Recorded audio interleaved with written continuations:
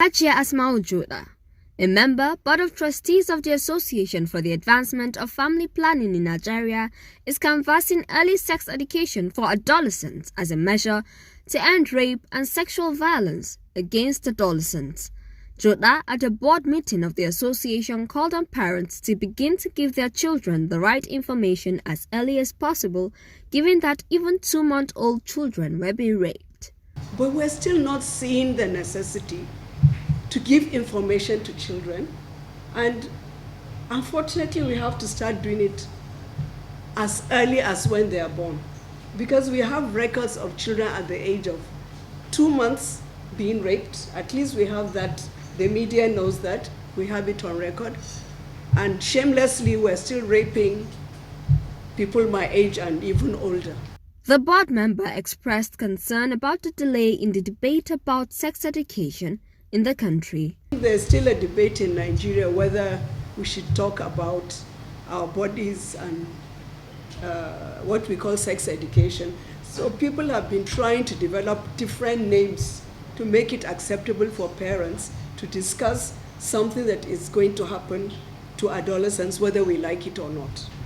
It's not as if there's a choice whether your child becomes an adult or not. The child will become an adult.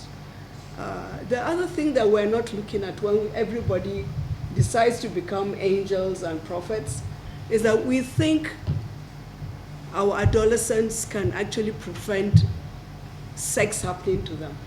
They can't. I think everybody knows that the biggest pandemic that we're having at the moment is rape. Everybody is raping little girls and boys.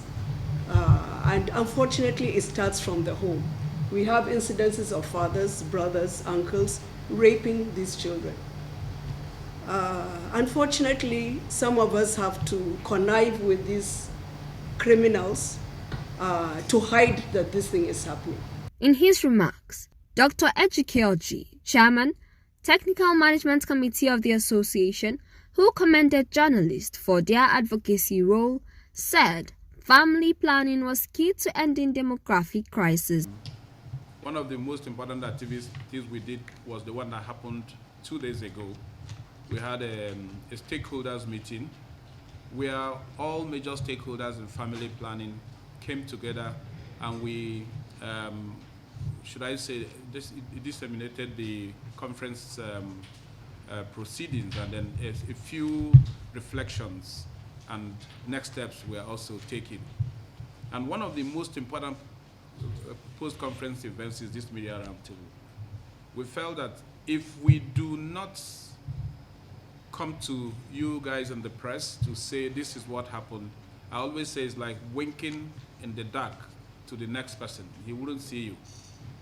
And then that means whatever we discussed in December will remain inside that hall. But the media has been very, very supportive, even within the conference and after the conference. There have been a lot of media highlights. But this is the first time we are calling specifically, let us focus on what happened during that meeting and after, and what are the reflections that came out, and what are the main highlights, and what is the way forward. The Demographic Dividend Effort Index report on Nigeria highlighted the increased youth population as either a burden or a potential in achieving demographic dividend in Nigeria. Dr. Okayaku of Planned Parenthood Federation of Nigeria identified advocacy as a very important mechanism for advancing family planning and expressed the commitment of PPFN to partner with AAFP to advance family planning in Nigeria. Organizations in 14 countries will have advocated for stronger strategic positioning of sexual reproductive rights, including family planning, in regional, sub-regional, and national policy processes and instruments. 14 IPPF member associations and CSOs from East and West Africa will have their capacity strengthened for effective evidence-based advocacy interventions. CSOs will be active members of the African SRH CSO League with effective interconnected local chapter that amplifies the SRH voice and seek accountability for duty bearers at all levels. The key activities convey in 2021 advocacy advisory and capacity development meeting. This will be virtual because of COVID-19 pandemic. Hold at least 4 webinar series for advocacy skill building, produce IEC and awareness support.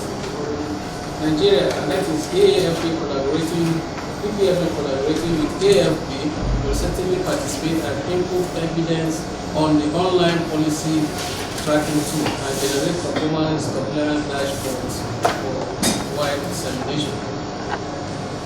Actively participate in CSO League to establish or strengthen national chapter working in sexual reproductive health and rights. Participate in coordination mechanism of CSO League, regional and sub-regional engagement.